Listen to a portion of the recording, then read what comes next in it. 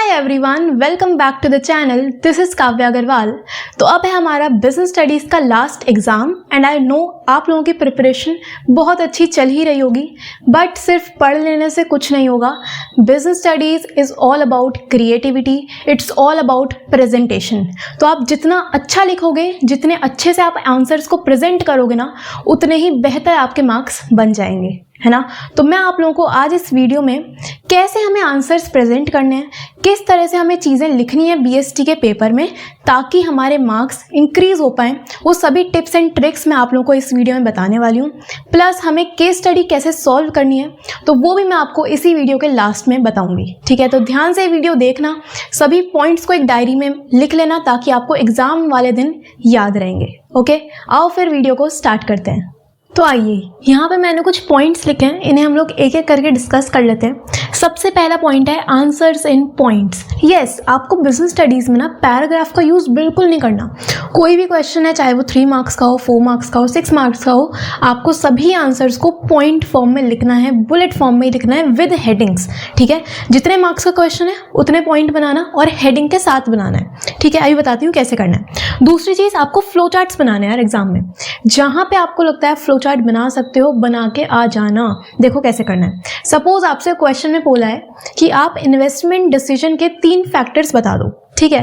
तो अब उस क्वेश्चन में ना बहुत बच्चे क्या करेंगे, वो सीधा फैक्टर्स लिखना शुरू कर देंगे, बट आपको ऐसे नहीं करना। आपको अपनी शीट को प्रेजेंटेबल बनाने के लिए क्या करना होगा, देखो सबसे पहले आपसे पूछा इन्वेस्टमेंट डिसीजन के फैक्टर्स, तो आप यहाँ पे ना सबसे पहले तो इन्वेस्टमेंट डिसीजन होता क्या है उसको आप एक लाइन में डिस्क्राइब कर देना, ठीक है। फिर यहाँ लिखना फैक्टर्स इफेक्टिंग इन्वेस्टमेंट डिसीजन, ठीक है। 3 फैक्टर्स पूछे हैं तो आप यहाँ पे एक फ्लो चार्ट बना देना, 1 2 3, इस तरह से 3 एरो डाल के यहाँ पे वो तीनों फैक्टर्स लिख देना, ठीक है। फिर यहाँ पे आप नंबर 1 डालो, फर्स्ट पॉइंट बनाना कैश फ्लो, ठीक है, कॉलन डालो, इसे अंडरलाइन करो और यहाँ पे इसका 2-3 लाइन में एक्सप्लेनेशन, ठीक है। फिर स्पेस देके यहाँ पे सेकंड पॉइंट डालो, जो भी सेकंड पॉइंट है वो यहाँ पे लिखो, सपोज रिटर्न, ठीक है, और उसका एक्सप्लेनेशन दे दो। फिर तीसरा पॉइंट बनाओ, उसकी हेडिंग डालो यहाँ पे, ठीक, कॉलन और उसका 2 लाइन में एक्सप्लेनेशन।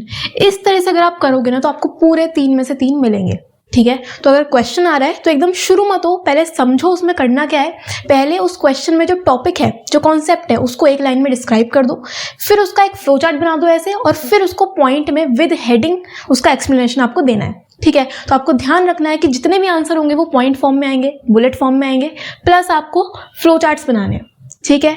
ऐसे करोगे ना तो आपको पूरे मार्क्स मिलेंगे ही मिलेंगे। तो जितने मार्क्स का क्वेश्चन है उतने पॉइंट बना के आना, ओके, इसका ध्यान रखना है। तीसरी चीज, हाईलाइट कीवर्ड्स। यस, आपको बीएसटी में ना जितने भी कीवर्ड्स हैं, जितने भी इंपॉर्टेंट वर्ड्स आप लिख रहे हो अपने आंसर में, उसको अंडरलाइन कर देना, ठीक है। अब अंडरलाइन किसी से भी कर सकते हो, पेन से भी कर सकते हो, पेंसिल से भी कर सकते हो, जिससे भी करो कर देना, बट आपको कीवर्ड्स को मार्क जरूर करना है, ठीक है। क्योंकि हम लोग बीएसटी में ना पूरी बुक रट के तो नहीं जाएंगे, अपनी लैंग्वेज में लिखोगे, बट कुछ कीवर्ड्स होंगे, कुछ इंपॉर्टेंट वर्ड्स होंगे जो आप पढ़ रहे होंगे अभी, तो आपको पता चलेगा, उनको आप मार्क कर देना, अंडरलाइन कर देना, ठीक है। इससे आपके मार्क्स इंक्रीज होंगे ही होंगे, क्योंकि कोई भी टीचर ना पूरी शीट पढ़ने नहीं बैठते, आपके एक एक लाइन नहीं पढ़ेंगे।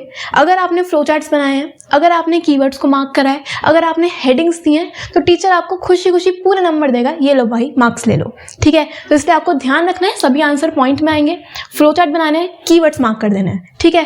प्लस आप हर एक आंसर के बाद भी एक अंडरलाइन कर देना, तो लास्ट के 5-7 मिनट में हर एक आंसर के बाद एक लाइन ड्रॉ कर देना, अच्छा लगेगा, ठीक है।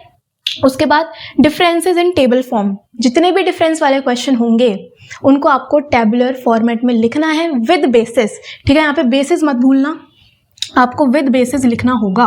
कोई भी अगर आपसे डिफरेंस पूछा, चाहे unity of command and unity of direction में अगर डिफरेंस पूछा है, फंक्शनल डिविजनल स्ट्रक्चर में डिफरेंस पूछा है, तो डिफरेंस को टेबल फॉर्म में लिखना है और आपको उसमें बेसिस भी लिखने होंगे, ठीक है। अब इसमें एक चीज़ ध्यान रखना कि अगर आपसे 3 नंबर में डिफरेंस पूछा है ना, तो आप 1 पॉइंट एक्स्ट्रा लिख के आ जाना, ठीक है। 4 पॉइंट लिख देना। अगर 6 मार्क्स में पूछा है तो 7 लिख देना, ठीक है। 4 में पूछा है तो 5 पॉइंट लिख देना। तो 1 पॉइंट ट्राई करना एक्स्ट्रा लिखना, कई बार हो सकता है गलत हो जाए, तो इसलिए आपको मार्क्स तो मिल जाएंगे, ठीक है। तो डिफरेंस सारे के सारे टेबल फॉर्म में आएंगे और विद बेसिस आएंगे, ठीक है।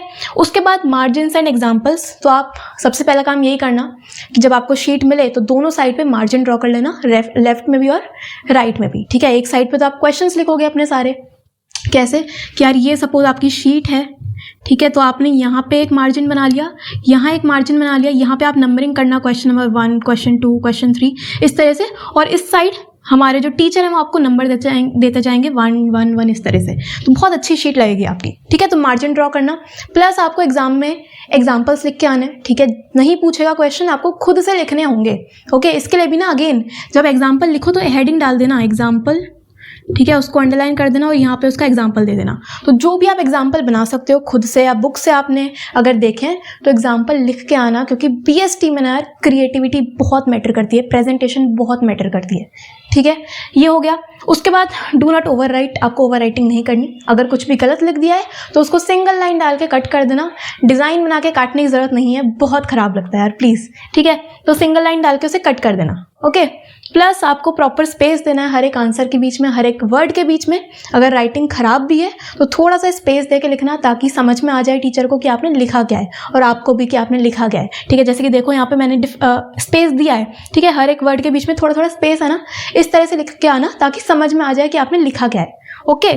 प्लस हमें हर एक आंसर को फ्रेश पेज से स्टार्ट करना है, वेरी इंपॉर्टेंट। देखो कई बार क्या होता है ना, सपोज हमारी ये शीट है, हम लोग बहुत शीट बचाने की कोशिश करते हैं।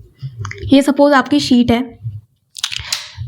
सपोज ये हमारी एक शीट है, देखो आप यहाँ पे क्वेश्चन नंबर 1 का, सपोज क्वेश्चन नंबर 1 छोड़ो, सपोज आप क्वेश्चन 22 का आंसर कर रहे हो, ठीक है। आप लिख रहे हो, लास्ट में जाके सिर्फ 3-4 लाइनें बची हैं, तो उन 3-4 लाइन को ना छोड़ देना। उसमें आपको नया क्वेश्चन स्टार्ट करने की रिक्वायरमेंट नहीं है, नया क्वेश्चन नया आंसर आप फ्रेश पेज से शुरू करना, ठीक है। अगर लगता है कि यार सपोज ये हमारी शीट है, हमारी शीट सिर्फ इतनी फिल हुई है और हमारा आंसर खत्म हो गया, तो आप ऑफ कोर्स यहीं से अपना नेक्स्ट क्वेश्चन स्टार्ट कर सकते हो क्योंकि स्पेस है। बट अगर आपकी शीट में लास्ट में सिर्फ 3-4 5-6 लाइन बची हैं तो उनको छोड़ के नेक्स्ट पेज से नया आंसर शुरू करना, वो ज़्यादा बेटर लगता है। वहाँ पे शीट बचाने की कोशिश मत करना, कोई ज़रूरत नहीं है, क्योंकि आपको शीट मिलेंगी, है ना, एक्स्ट्रा ही मिलती है। तो इसलिए अगर लास्ट में कुछ ही लाइन बची है तो उनको छोड़ के नेक्स्ट पेज से नया आंसर शुरू करना अच्छा लगेगा, ओके। प्लस आपको आंसर्स को ना एज पर वेटेज ही लिखना है, जितने मार्क्स का क्वेश्चन है उसके अकॉर्डिंग लिखना। अगर 3 मार्क्स का है तो 3 पॉइंट्स, 6 मार्क्स का है तो 6 पॉइंट्स, इसके अकॉर्डिंग वेटेज देख लेना और फिर लिखना, ओके।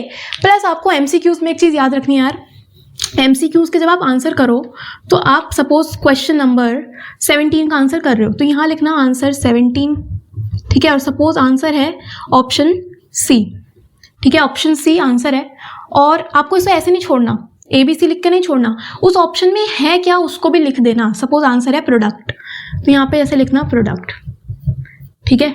अब आप लिख रहे हो सपोज आंसर नंबर 18, ठीक है, तो ऑप्शन है सपोज D, तो इसको ऐसे लिख के नहीं छोड़ना, इसके अंदर जो भी है सपोज कैश फ्लो वो लिख के आना, ऐसे अच्छा रहेगा, ठीक है। तो ऑप्शन नंबर भी लिखना है और ऑप्शन के अंदर है क्या वो भी लिखना है एमसीक्यूज में, ठीक है, इसका ध्यान रखना, ओके। तो ये कुछ पॉइंट्स हैं जो आपको प्रेजेंटेशन में ध्यान रखने हैं। सबसे पहले सारे ही आंसर पॉइंट्स में आएंगे, विद हेडिंग्स आएंगे। फ्लो चार्ट जहां बना सकते हो बना देना, कोई दिक्कत वाली बात नहीं, ठीक है। तो फ्लो चार्ट बना के आना, कीवर्ड्स आपको हाईलाइट करने हैं, ठीक है, हर एक आंसर के बाद आपको लाइन कर देनी है, ठीक। जितने भी डिफरेंस वाले क्वेश्चन हैं वो टेबल फॉर्म में आएंगे, विद बेसिस आएंगे, और आपको मार्जिन्स बनाने हैं, एग्जाम्पल्स लिखने हैं। ओवर राइटिंग बिल्कुल नहीं करनी, स्पेस दे देना हर एक वर्ड के बीच में, हर एक आंसर के बीच में थोड़ा थोड़ा, ओके। और आपको जितने भी नए क्वेश्चन हैं, जितने भी नए आंसर हैं वो फ्रेश पेज से स्टार्ट करने हैं, जो मैंने अभी आपको बताया, ओके। और एज पर आपको वेटेज ही लिखना है, ठीक है। तो इन पॉइंट्स का ध्यान रखोगे ना, इंप्लीमेंट करोगे तो ऑफकोर्स आपके मार्क्स इंक्रीज होंगे, ठीक है। ये हो गया। तो यार ये सारे तो प्रेजेंटेशन पॉइंट्स हो गए। अब इसके बाद 2-3 चीज़ें और हैं जिनका आपको ध्यान रखना है। सबसे पहला क्वेश्चन आता है जो मेजर बच्चे पूछते हैं कि क्या हमें क्वेश्चन का ऑर्डर फॉलो करना है। तो यस, आपको ऑर्डर फॉलो करना है। अब ये आपकी चॉइस है कि आप स्टार्टिंग से शुरू करना चाहते हो पेपर या फिर एंड से शुरू करना चाहते हो, वो आपकी चॉइस है। बट क्वेश्चन का जो सीक्वेंस है उसे मत बिगाड़ना। ऐसा मत करना कि पहले क्वेश्चन 2 कर दिया, फिर क्वेश्चन 17 आ रहा है, फिर क्वेश्चन 15 कर रहे हो, फिर 32 कर दिया, फिर क्वेश्चन 8 आ रहा है। ऐसे सीक्वेंस मत बिगाड़ना, ठीक है। लाइन से ही क्वेश्चन करना, या तो स्टार्टिंग से शुरू करो या फिर लास्ट से शुरू करो, ठीक है। दूसरी चीज़ आती है हमारा रीडिंग टाइम। जो हमें 15 मिनट्स का रीडिंग टाइम मिलेगा उसे हमें कैसे यूज़ करना है। तो उस रीडिंग टाइम में ना आपको 2 चीज़ें करनी है। सबसे पहले तो एक बार जल्दी से पूरे ही पेपर को गो थ्रू कर लेना और जितने भी चॉइस वाले क्वेश्चंस हैं उनमें से डिसाइड कर लेना कि आपको कौन सा क्वेश्चन अटेम्प्ट करना है। ठीक है, अगर आपको सपोज दोनों ही क्वेश्चन आते हैं चॉइस वाले आपको दोनों ही क्वेश्चन आते हैं, तो उस केस में आप वो क्वेश्चन अटेम्प्ट करना जिसमें आप ज़्यादा बेटर वे में एक्सप्रेस कर सकते हो, ज़्यादा अच्छे चीज़ें लिख सकते हो। ठीक है, तो सबसे पहले डिसाइड ये कर लेना कि हमें चॉइस वाले क्वेश्चन में से कौन सा क्वेश्चन अटेम्प्ट करना है। ठीक है, दूसरी चीज़, आप उन 15 मिनट के टाइम में MCQ के आंसर निकालने की कोशिश करना। 20 MCQ आएंगे, तो उन सभी के आंसर आप उन्हीं 15 मिनट में निकाल के रख देना। ठीक है, आंसर को मार्क कर लेना अपने क्वेश्चन पेपर में, छोटा सा डॉट लगा लेना, अच्छा रहेगा। ओके, तो आपको 15 मिनट में एक तो चॉइस वाले क्वेश्चंस देख लेने हैं और MCQ सॉल्व कर लेने हैं। ठीक है, ये हो गया। अब लास्ट चीज़ आती है केस स्टडी, जिसमें काफ़ी कन्फ्यूजन होती है कि हमें केस स्टडी को सॉल्व कैसे करना है। केस स्टडी काफ़ी डिफिकल्ट है, हमें समझ ही नहीं आती। तो यार देखो, केस स्टडी में कुछ भी नहीं है। अगर आपको टॉपिक पता है, अगर आपको कॉन्सेप्ट पता है, अगर आपको पूरे ही चैप्टर का मीनिंग पता है ना, तो आप केस स्टडी चुटकियों में निकाल लोगे। ठीक है, आपको करना क्या है, हमें सबसे पहले ना केस स्टडी का जो पैराग्राफ है उसको रीड नहीं करना। आपको सबसे पहले क्वेश्चंस को रीड करना है जो आपको केस स्टडी में पूछे गए हैं, क्योंकि 12 चैप्टर टोटल आपके पास हैं। एक पर्टिकुलर क्वेश्चन जो होगा केस स्टडी का, वो एक चैप्टर से बना होगा। तो जब आप क्वेश्चंस रीड कर लोगे तो आपको एक बारी समझ में आ जाएगा कि कौन से चैप्टर से वो केस स्टडी आई है। ठीक है, फिर आपको जो दिमाग है ना, वो उस पर्टिकुलर चैप्टर के अंदर ही अंदर चलेगा, है ना। तो आपको सबसे पहले क्वेश्चंस देख लेने हैं, जिससे आपको समझ में आ जाए कि कौन से चैप्टर से केस स्टडी बनी है।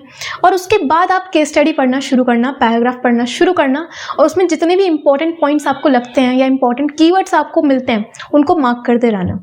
फिर आप बहुत आसानी से ना आंसर कर पाओगे इन केस स्टडी का भी।